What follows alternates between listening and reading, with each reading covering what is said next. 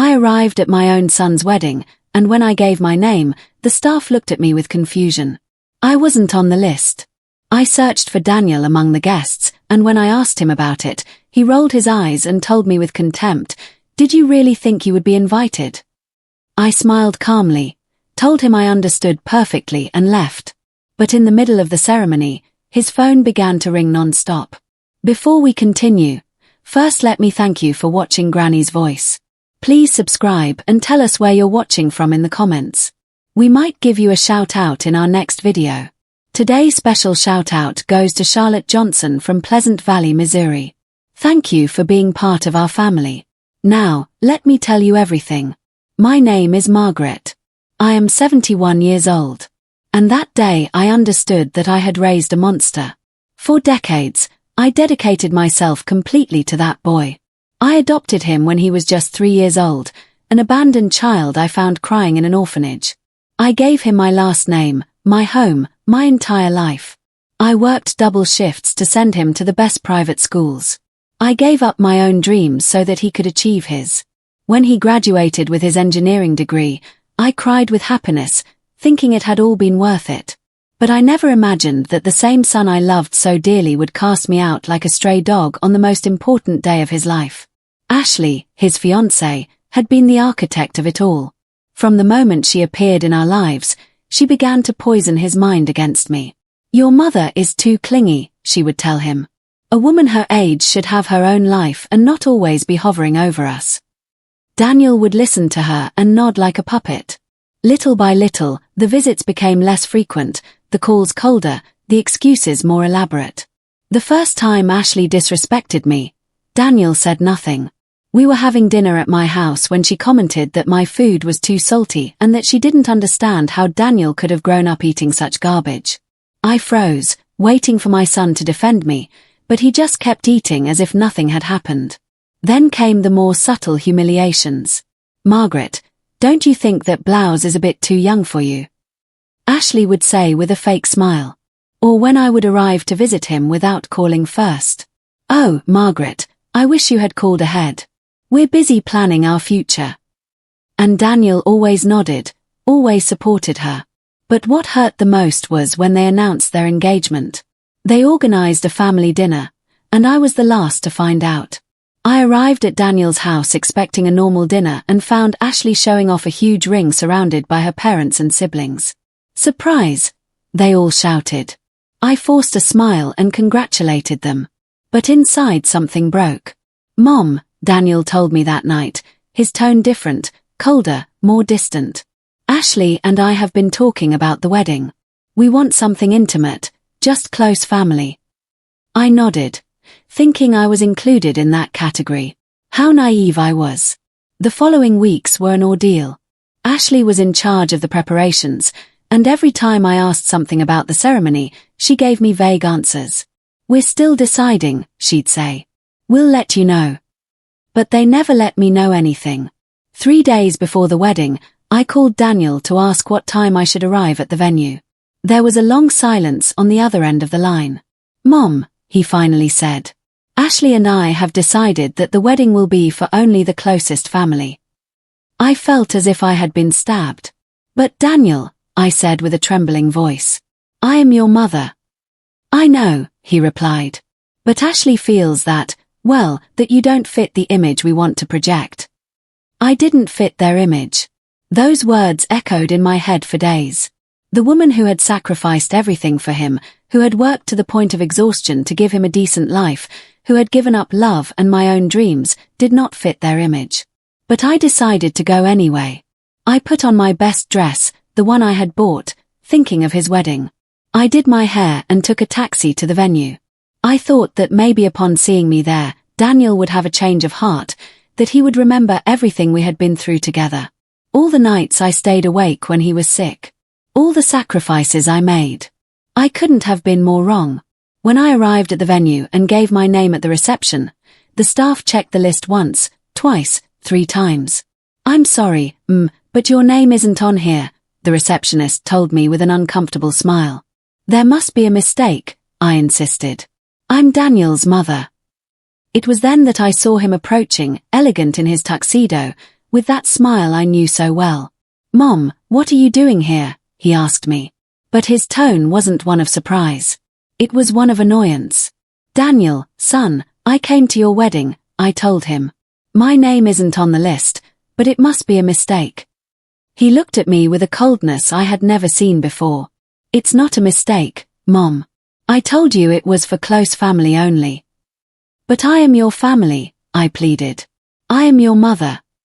Daniel sighed and rolled his eyes. "Did you really think you were going to be invited after everything you've done?" Those words hit me like a punch. "Everything I've done? Daniel, I gave you everything." "Exactly," he said with contempt. "Always giving, always smothering, always meddling in my life. Ashley is right. You never knew your place." At that moment, Ashley arrived radiant in her wedding dress. And when she saw me, her smile froze. "What is she doing here?" she asked Daniel as if I were invisible. "She's just leaving," he replied without looking at me. "Right, Mom." I could have started crying. I could have pleaded. I could have made a scene.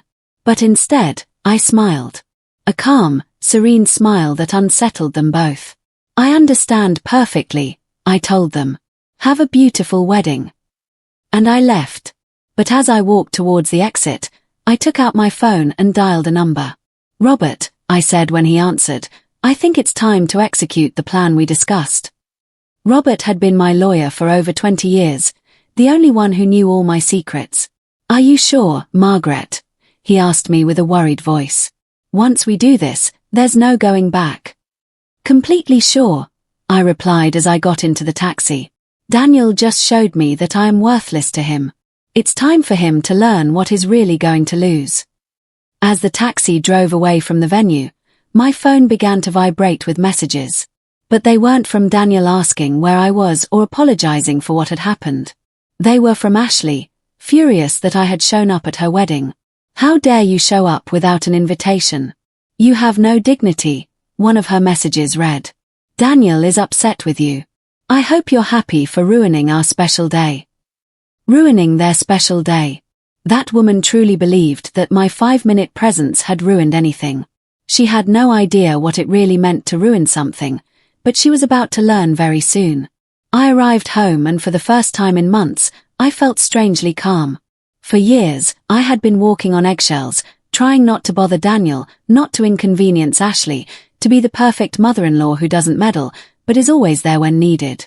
But that night, as I took off the dress I had bought for a wedding I wasn't invited to, I made the most important decision of my life. I was retiring, not from work. I was retiring from being a mother. Daniel never knew the truth about my financial situation. When I adopted him, I was a young woman working as a secretary and living in a small apartment. He grew up seeing my sacrifices, my part-time jobs, my constant struggle to make ends meet. What I never told him was that during all those years, my father William, who had moved to Europe in the 50s, had been wisely investing the money he earned from his import-export business. When my father died 10 years ago, he left me a considerable inheritance. Properties in Geneva, stocks in prosperous companies, bank accounts that Daniel could never have imagined existed. But I decided to keep living as I always had, working, saving, keeping the same modest house. I wanted Daniel to value me for who I was, not for what I had. What a huge mistake I had made. That very night, while Daniel and Ashley were celebrating their wedding, I was on my computer transferring money, making calls, setting in motion a plan I had been considering for months. The next day, when they woke up from their express honeymoon, their world had begun to change. At first, it was subtle. Daniel called me 3 days after the wedding, not to apologize, but to ask me to look after his apartment while he and Ashley were in Cancun. "Mom, I need you to go water the plants and pick up the mail," he said as if nothing had happened. "Oh, and Ashley wants you to clean up a bit because we're having visitors when we get back." "I can't," I replied simply. "What do you mean you can't?"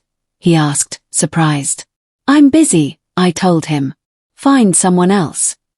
And I hung up. An hour later, Ashley was screaming at me over the phone. "What's wrong with you, Margaret? Are you crazy? It's the least you can do after the scene you made at our wedding." "I didn't make a scene," I responded calmly. I just went to congratulate my son. Your son doesn't want you there, she yelled. Get it through your head. You are a burden to him. A burden. After everything I had done, after all the sacrifices, I was a burden. You're right, Ashley, I told her. I am a burden. That's why I've decided to free him from that burden forever. What do you mean by that? She asked, her voice changing tone. I mean, I'm retiring. Daniel no longer has a mother. I hung up the phone and turned it off. It was time to start my new life. The next day, I hired a moving company and packed my most important things. The rest I donated to charity. I sold my modest house in the neighborhood where I had raised Daniel and moved into a 5-star hotel in the city center. Not because I couldn't buy another house, but because I wanted time to decide exactly what I was going to do with the rest of my life. Robert visited me at the hotel that first week. Margaret, are you sure you want to do this? He asked as he reviewed the papers I had given him. I've been sure since the moment Daniel looked at me with contempt at the door of that venue, I replied. That boy thinks I'm a poor, pathetic old woman who depends on him. It's time for him to know the truth.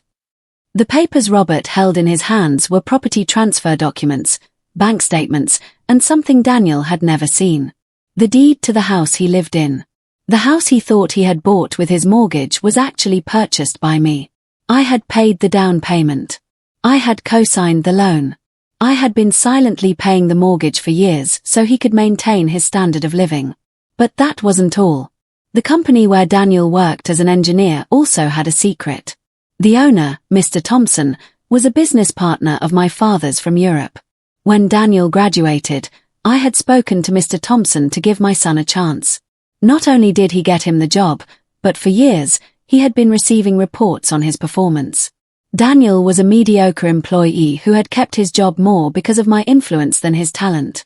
Ashley also had no idea who she had really married. Her brand new husband, the successful engineer she bragged so much about, was actually the adopted son of a woman who could buy and sell his entire family without blinking. While they were enjoying their honeymoon, spending the wedding gift money from Ashley's family, I was at the hotel spa, relaxing for the first time in decades. It had been years since I had allowed myself this kind of luxury. I had always been so busy working for Daniel, worrying about Daniel, living for Daniel, that I had forgotten to live for myself. It was during a relaxing massage that I made my next decision. Not only was I going to retire from being a mother, but I was also going to make sure that Daniel and Ashley understood exactly what they had lost. When Daniel and Ashley returned from their honeymoon, the problems began. First, it was the utility company that cut off their electricity because they hadn't paid the bill. Daniel called me furious. Mom, why didn't you pay the electricity bill for my house? Because it's not my house, I replied calmly. And because I am no longer your mom. What are you talking about? Of course, you're my mom. No, I said. Mothers are invited to their sons' weddings. I was not invited.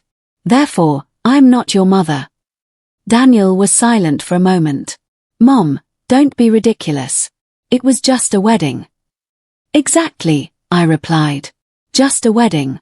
The most important wedding of your life, and you decided I had no place in it. Now you live with the consequences of that decision.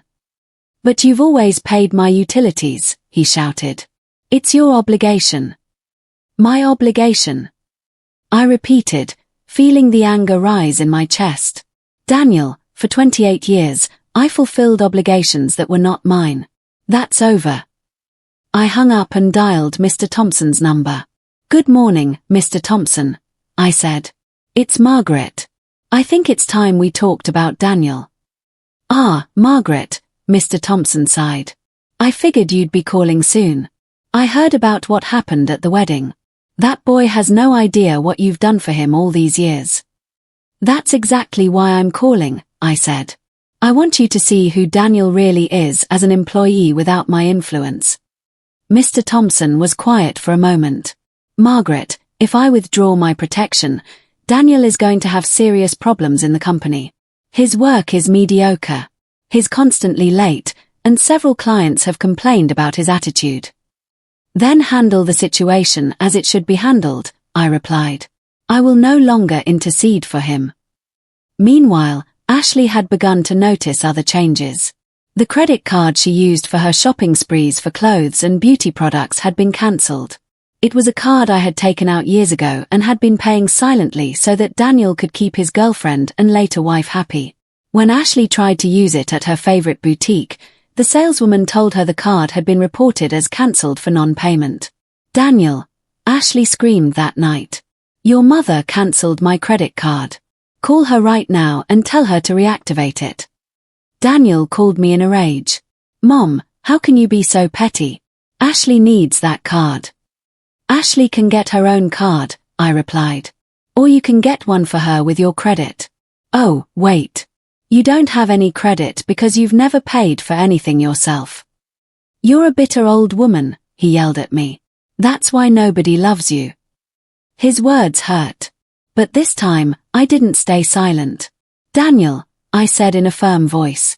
For 28 years, I swallowed my pride so you could have everything you wanted. I humbled myself, worked to exhaustion, and gave up my own happiness. And when the most important moment of your life came, you treated me like trash. Now you're going to learn what it means to stand on your own 2 feet. I hung up and turned off my phone. It was time for the next step. The next day, I visited Daniel at his work. I arrived in a luxury car service dressed in an elegant suit I had bought that morning. When I entered the office, everyone stared at me.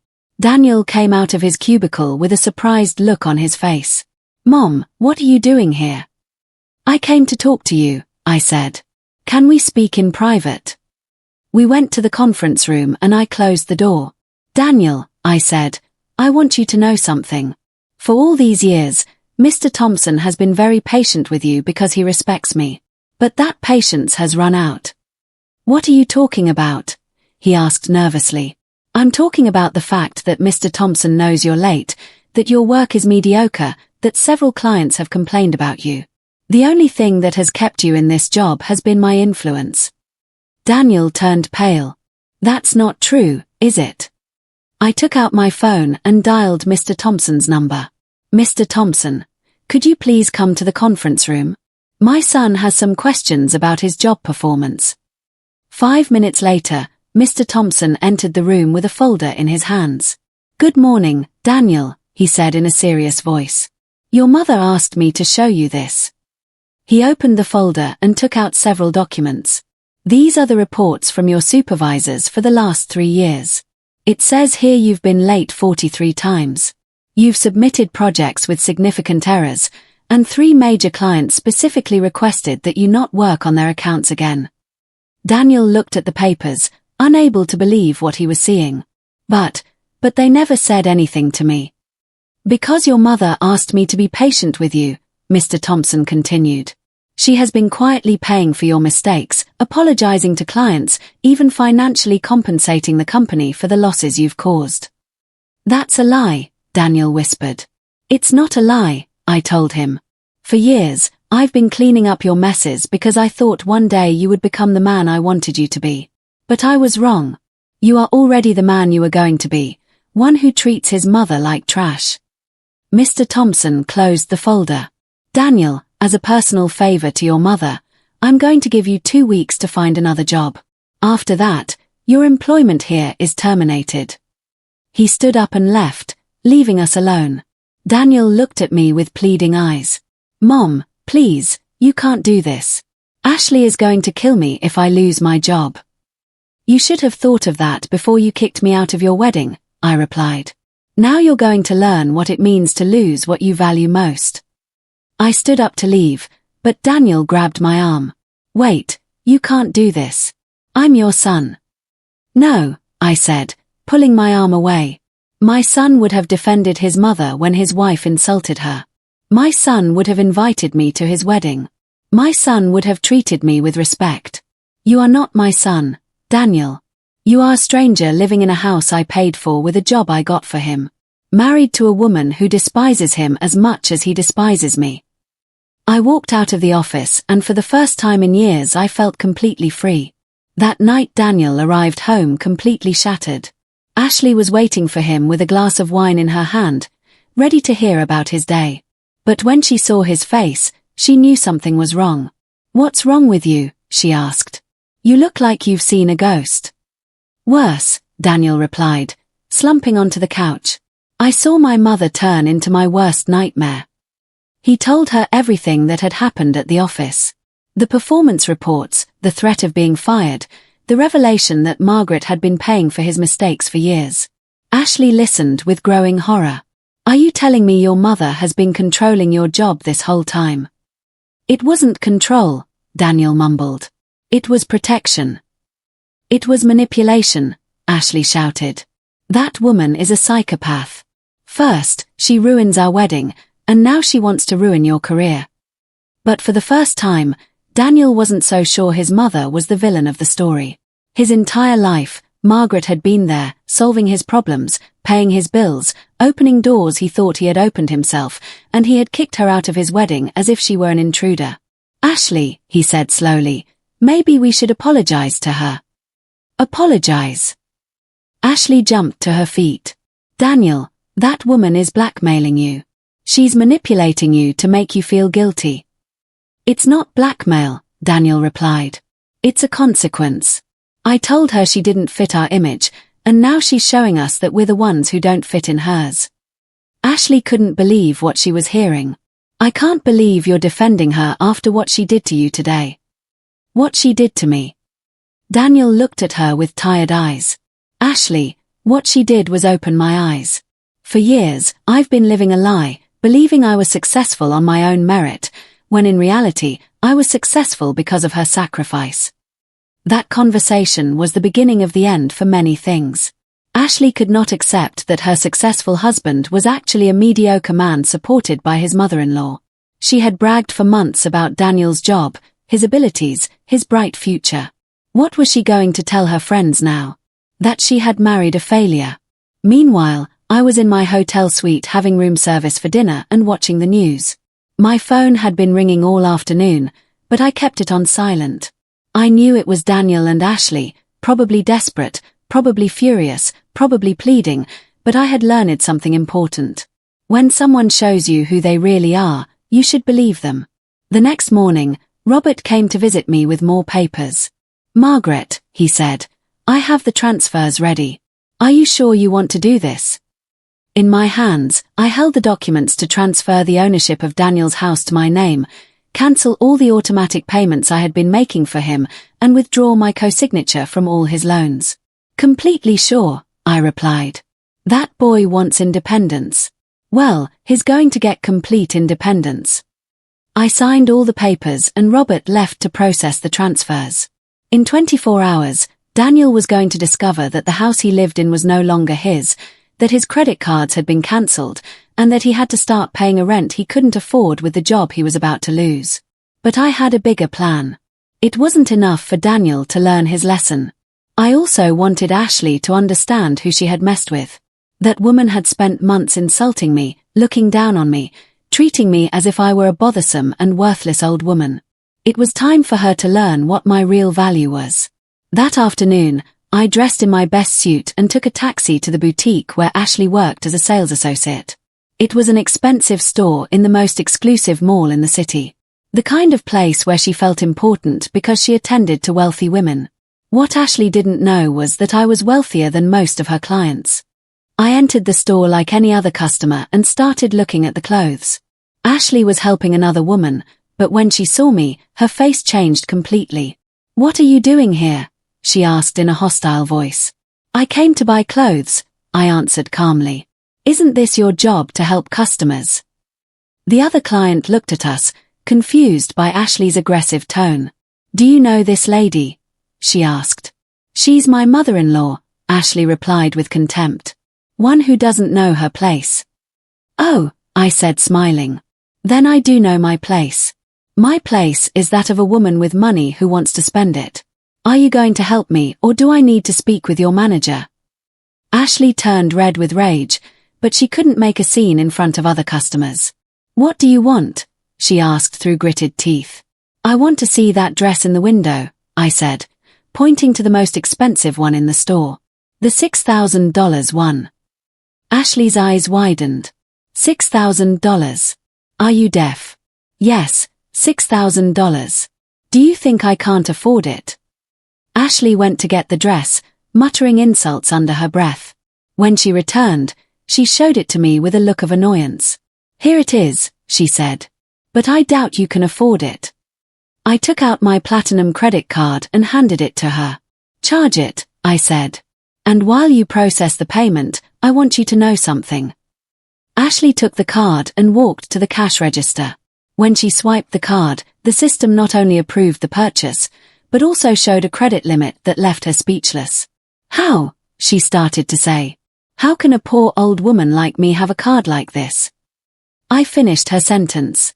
Very easily, Ashley. It turns out I'm not poor. I never was. I took out my phone and showed her the screen of my banking app. Ashley looked at the numbers and turned pale. This can't be real, she whispered. Do you see that number? I asked, pointing to my bank balance. That's just one of my accounts. I have properties in Geneva, stocks in several companies, and more money than you'll ever earn in your entire life working in this store. Ashley handed me back the card with trembling hands. Why did you never say anything? Because I wanted Daniel to value me for who I am, not for what I have, I replied. But you both showed me that to you, I am worth nothing. So, I decided to show you what you're really going to lose. I took my bag with the dress and headed for the exit. But before I left, I turned back to Ashley. Oh, and one more thing. Daniel is going to lose his job next week, and the house you live in is no longer yours. So, I hope you have some savings because you're going to need them. I left the store, leaving Ashley paralyzed behind the counter. That night, Ashley came home trembling with rage and confusion. Daniel was in the living room drinking a beer and watching television, trying to forget the horrible day he'd had at work. Daniel! Ashley shouted from the doorway. Your mother was at my work today. Daniel turned off the television and turned to face her. What? What for? To humiliate me, Ashley replied, throwing her purse on the floor. She bought a $6,000 dress just to prove to me that she has money. Daniel frowned. $6,000. Ashley, my mom is a retired secretary. She doesn't have $6,000 to spend on a dress. That's what we thought, Ashley shouted. But she showed me her bank account. Daniel. She has millions. Millions. Daniel fell silent, processing what he had just heard. That's impossible, he murmured. I know my mother's financial situation. She's always been a middle-class woman. She lied to you. Ashley started pacing back and forth. For years, she made you believe she was poor to manipulate you. She's a sociopath. But Daniel was remembering things he had never questioned before. His mother had always had the exact amount of money for his emergencies. When he had appendicitis in college, she appeared with the money for the private surgery. When he wanted to buy his car, she had the money for the down payment. When he needed a suit for his graduation, she gifted it to him without any trouble. Ashley, he said slowly, I don't think my mother ever lied to us about her money. We simply never asked. What do you mean we never asked? Ashley looked at him as if he were crazy. Daniel, you lived with that woman your whole life. Exactly, Daniel replied. I lived with her my whole life, and I was never really interested in getting to know her. I never asked her about her family, about her past, about her finances. I just assumed she existed to serve me. That revelation hit them both like a bucket of cold water. Ashley realized she had married a man who didn't really know his own mother, and Daniel realized he had despised a woman who had kept important secrets for decades. The next day, Daniel decided to go look for his mother at the hotel. When he arrived at the reception and asked for Margaret, the concierge looked him up and down with contempt. Are you a relative of the lady? He asked. I'm her son, Daniel replied. Ah, the concierge said with a cold smile. The son who didn't invite her to his wedding. The lady told us. Daniel turned red with embarrassment. Can I speak with her? The lady left specific instructions that she does not want to receive visits from her family, the concierge informed him, but I can deliver a message if you like. Daniel wrote a quick note, apologizing and begging for a chance to talk. The concierge took it and disappeared into the elevator. 5 minutes later, he returned with the same note. The lady says, "You already had your chance to talk to her, and you wasted it at the door of the wedding venue. There will not be a second chance." Daniel left the hotel feeling more lost than ever. Meanwhile, I was in my suite talking on the phone with Mr. Thompson. "How has Daniel been at work?" I asked him. "Margaret," Mr. Thompson sighed. "The boy is a wreck. He's late, makes constant mistakes, and yesterday a client complained because Daniel broke down crying during a presentation." "Crying?" I asked, surprised. "Yes," Mr. Thompson confirmed. They asked him something about the project costs, and he started crying, saying he didn't know anything anymore, that his whole life had been a lie. For a moment, I felt a small pang in my chest. Despite everything, Daniel was still the boy I had raised, the one who cried when he got hurt and came running into my arms. But then I remembered his face of contempt when he kicked me out of his wedding, and the pain turned into determination. "Mr. Thompson," I said, "stick to your decision.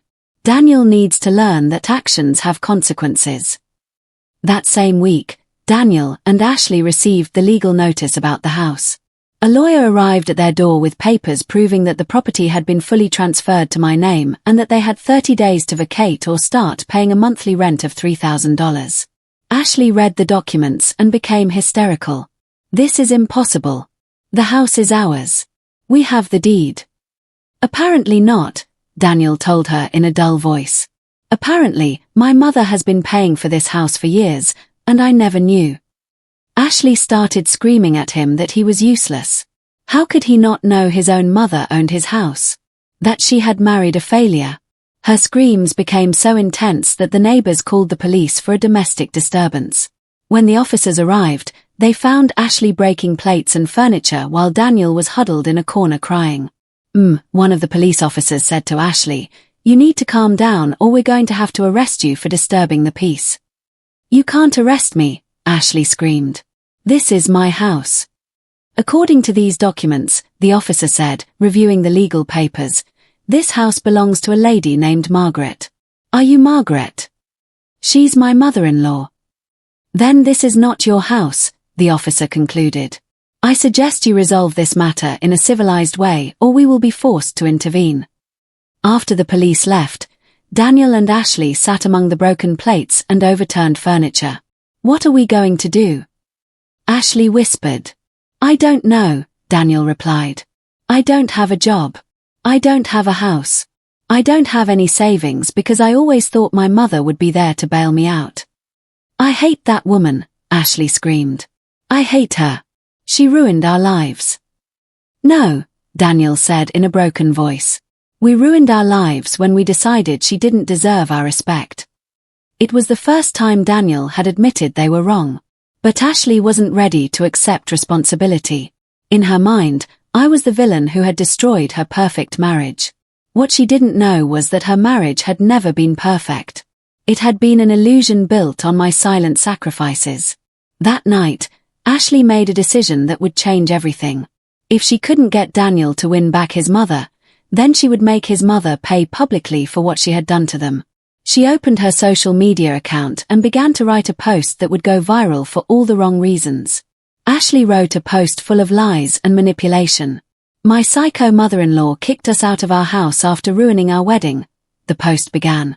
"For years, she pretended to be poor to manipulate my husband, but in reality, she's a millionaire. Now that we're married, she decided to destroy our lives out of jealousy. My husband lost his job because of her, and now we have nowhere to live. This sick woman can't accept that her son doesn't need her anymore." The post was accompanied by photos of Ashley crying and of their trashed house after the tantrum she had thrown. Within hours, the post had thousands of shares and comments. People were outraged by the evil mother-in-law who had abandoned her son after his wedding. Ashley had presented herself as the perfect victim, a beautiful young bride destroyed by a jealous and vengeful older woman. The comments were filled with insults towards me and words of support for Ashley. "What a horrible mother-in-law," one person wrote. "She should be ashamed for treating her own son like that." Another commented, Ashley read every comment with satisfaction, feeling vindicated by the support of strangers on the internet. She had gotten exactly what she wanted, to make me the public villain of her story. But Ashley made a fatal mistake. In her thirst for revenge, she had tagged my full name in the post, thinking I would be ashamed to see all the insults directed at me. What she didn't know was that by tagging my name, she had caused several people who actually knew me to see the post. The first to contact me was an old colleague. "Margaret," she wrote in a private message. "Have you seen what your daughter-in-law is saying on social media? She's completely lying about you." I opened social media for the first time in weeks and read the post. Every word was a distortion of reality. Every accusation was an inversion of the facts. I sat in my hotel suite reading the hundreds of comments from people insulting me without knowing the truth. Toxic mother-in-law, bitter woman, psychopath, abusive. Each word was like a slap. But curiously, they didn't hurt as much as I thought they would. After everything I had been through with Daniel and Ashley, the insults of strangers seemed insignificant. But what did bother me was that Ashley had gotten exactly what she wanted, to turn me into the monster of her story. She had taken my pain, my disappointment, my decision to protect myself, and had transformed it into a narrative where she was the innocent victim and I was the cruel villain. It was then that I decided it was time to tell my own side of the story. That night, I opened my own social media account and started writing. Not a post full of rage or revenge, but a calm and honest account of what had really happened. "My name is Margaret and I am the psycho mother-in-law you've been talking about," I began. "I want to tell you the truth about what really happened." I wrote about adopting Daniel, about the years of sacrifice, about how I had worked multiple jobs to give him the best education. I explained how I had been quietly paying his expenses for years, from his house to his credit cards, from his job to his medical emergencies. I described Ashley's constant humiliations, Daniel's growing contempt, and finally the exclusion from his wedding. "I did not kick them out of the house," I wrote. "I'm charging them rent for a house that I bought and paid for. I did not make Daniel lose his job. I simply stopped covering for his poor performance. I did not pretend to be poor to manipulate them. I kept my private life private because I wanted them to value me for who I am, not for what I have." But the most powerful part of my post was when I shared the recordings. Over the past few months, I had started recording conversations with Ashley and Daniel. Not out of malice, but for protection. When someone constantly lies to you about what you said or did, recordings become your only defense. I had recorded Ashley insulting me. I had recorded Daniel telling me I didn't fit their image. I had recorded the phone call where Ashley screamed at me that I was a burden. I uploaded snippets of those recordings along with my post. The reaction was immediate and explosive. Within minutes, the comments began to change. "Oh my God, that daughter-in-law is horrible," someone wrote. "How can a son treat his mother like that?" Another commented. "This lady is a saint for putting up with so much," a third said. But I wasn't finished. Over the next few days, I posted more evidence, photos of receipts for everything I had paid for Daniel over the years, copies of bank statements showing the constant money transfers, documents proving that I had been the one to co-sign all his loans, screenshots of messages where Ashley insulted me and treated me with contempt. With each post, the narrative shifted more. People began to share my posts with comments like, "This is what happens when you don't value your mother," and "What an important lesson about the consequences of our actions." But the post that really changed everything was when I told the full story of Daniel's adoption. 28 years ago, I wrote, I adopted a 3-year-old boy who had been abandoned by his biological mother. He was a sad, scared child who needed love. I gave him that love unconditionally for decades. But unconditional love does not mean one must allow themselves to be treated without respect. Sometimes the most important lesson you can teach someone is that actions have consequences. That post went viral on its own. Thousands of people shared it, commented on it, saved it. Mothers all over the world identified with my story. Adult children began to reflect on how they treated their own mothers. The conversation had completely changed. Ashley watched her narrative crumble in real time. The comments on her original post were now filled with people criticizing her for lying and manipulating the story. "How could you lie like that about a woman who sacrificed everything for you?" they wrote. "You should be ashamed," others told her. Desperate, Ashley did a live stream to defend herself from my attacks. But it was the worst mistake she could have made. Ashley started her live stream with tears in her eyes and a trembling voice. "Hello, everyone," she said. "I know many of you have seen my mother-in-law's posts, and I want to clear things up. That woman is lying about everything." There were only about 50 people watching at first, but the number started to grow rapidly as people shared the link. "Margaret is not the victim she pretends to be," Ashley continued. "She is a manipulative and controlling woman who ruined our marriage because she can't accept that Daniel doesn't need her anymore." The live comments started pouring in, but they weren't what Ashley expected. "Where's the proof of what you're saying?" someone wrote. "Margaret's recordings sound very clear," another commented. "Why don't you show evidence like she did?"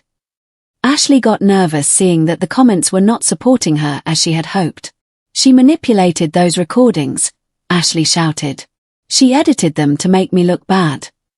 But as she was saying this, I was watching her broadcast from my hotel suite and decided it was time to make my appearance. I started my own live stream and wrote in Ashley's comments. "Hello, Ashley. It's Margaret. Do you mind if I join the conversation?" The comments exploded. "She's here. This is going to be good. We'll finally hear both sides." Ashley turned pale when she saw my comment. "No," she said with a trembling voice. "I'm not going to give her a platform to continue lying about me." But the comments were now demanding that I be allowed to speak. "Coward," they wrote. "If you're telling the truth, you shouldn't be afraid. Let her speak." "Fine," Ashley finally said. "Let her join. That way, everyone can see what kind of person she really is." I accepted her invitation and appeared on the screen next to her. The contrast was stark. I was calm, well-dressed, in an elegant suite, while Ashley looked disheveled and desperate in a messy house. "Hello, Ashley," I said in a serene voice. "Thank you for allowing me to clear things up." "Go ahead," she responded hostily. "Lie all you want. People already know the truth about you." "The truth," I said, "is that you have been insulting me for months, and I have the recordings to prove it. Would you like me to play them here live for everyone to hear?" Ashley turned red. "Those recordings are illegal." "No," I replied calmly. "In this country, it is legal to record conversations when you are a part of them, especially when you feel you are being harassed or threatened." The comments were filled with people asking me to play the recordings. "Play them. We want to hear. The truth comes to light." I played the audio where Ashley screamed at me that I was a burden to Daniel, where she told me I had no dignity, where she insulted me for showing up at her wedding. The audio was clear and devastating. Ashley's voice filled with hatred and contempt, saying things no daughter-in-law should ever say to her husband's mother. When the recording finished, Ashley was crying. That was out of context," she whispered. "Out of context?" I asked. "In what context is it okay to tell a 71-year-old woman that she is a burden and has no dignity?" "You provoked us," Ashley yelled. "You were always meddling in our marriage." "Ashley," I said, maintaining my calm, "can you give me one specific example of how I meddled in your marriage?" Ashley opened her mouth, but no sound came out. She realized she couldn't give an example because one didn't exist. "The only times I interacted with you," I continued, "was when Daniel asked me for help with something or when you invited me to dinner. I never showed up uninvited. I never gave unsolicited advice. I never criticized your relationship. My only mistake was existing." The comments were now completely on my side. "Ashley looks like a liar," someone wrote. "This lady is so dignified," another commented. "How could they treat their mother like that?" The number of viewers had reached over 10,000 people. "But you blackmailed us," Ashley said desperately. "You took away our house and Daniel's job to force us to apologize to you." "Ashley," I replied, "I didn't take anything from you. I simply stopped paying for you. The house was mine from the beginning. Daniel's job was secured through my influence. The credit cards were paid by me. You never had anything of your own.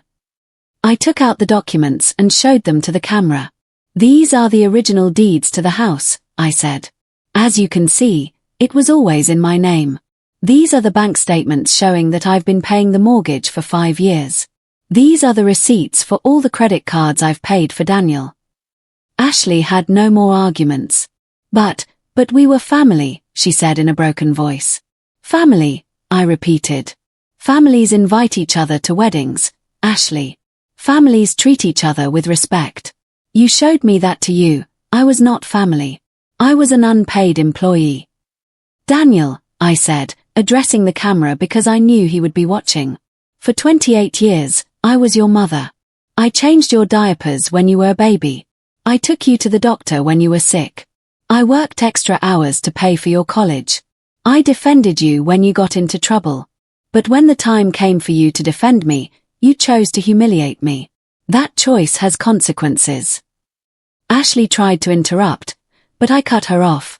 I'm not finished, I told her. Ashley, you chose to see me as a threat instead of an ally. You chose to insult me instead of respecting me. You chose to lie about me on social media instead of accepting responsibility for your actions.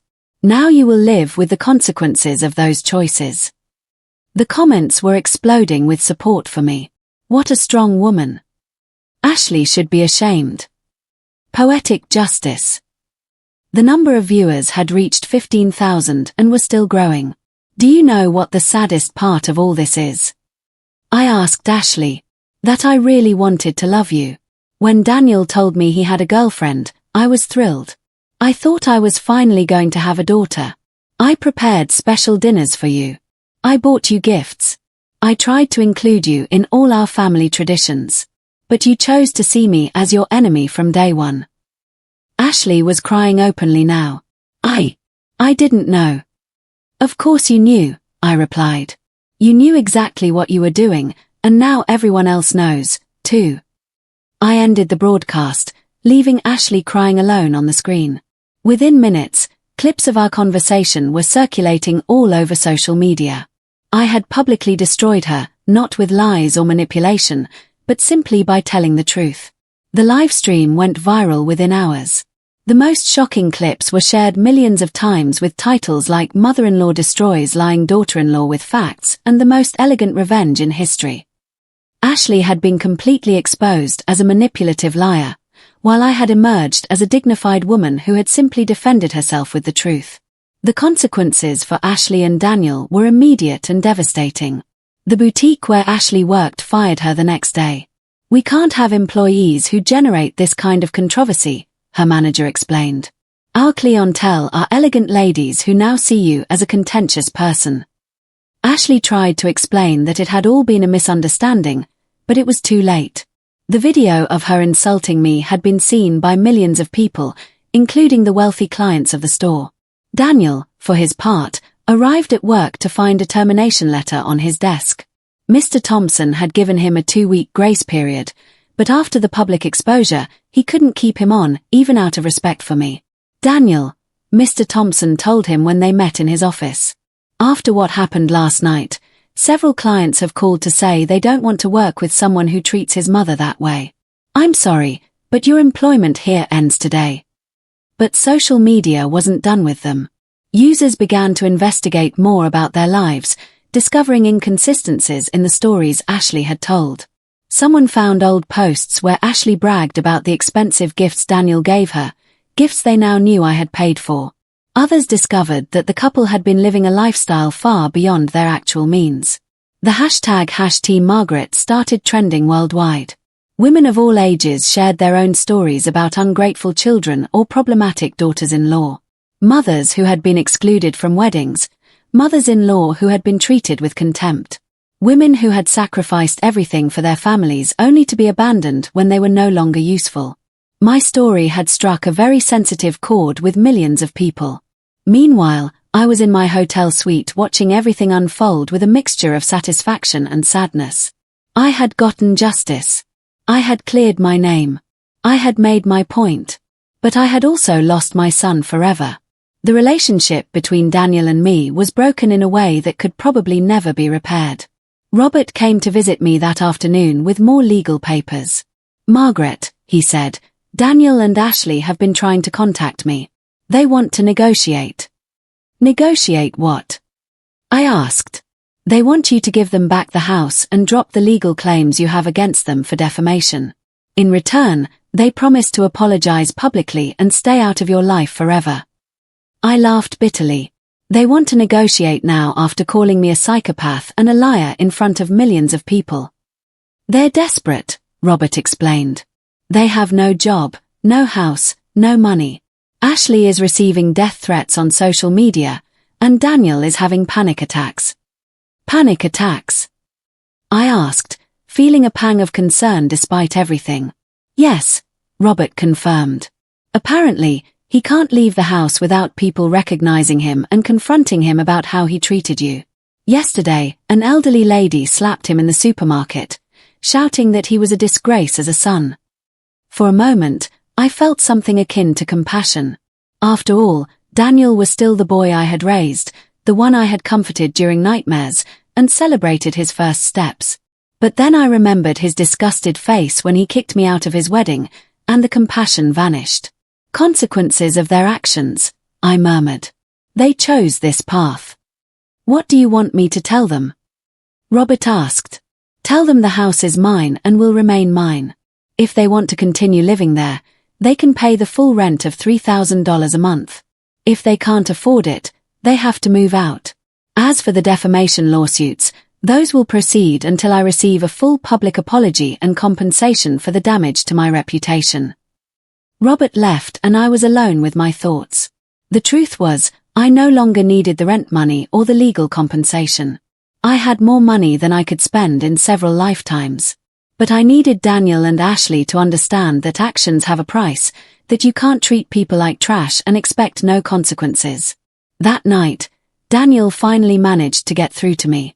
He had gotten my hotel number and had called repeatedly until I agreed to answer. "Mom," he said in a broken voice. "Please, we have to talk." "We already talked," I replied at the door of the wedding venue. "You told me I didn't fit your image." "Mom, please." I was confused. Ashley had filled my head with crazy ideas. "Daniel," I interrupted him. "Ashley didn't put a gun to your head to make you kick me out of your wedding. That decision was yours.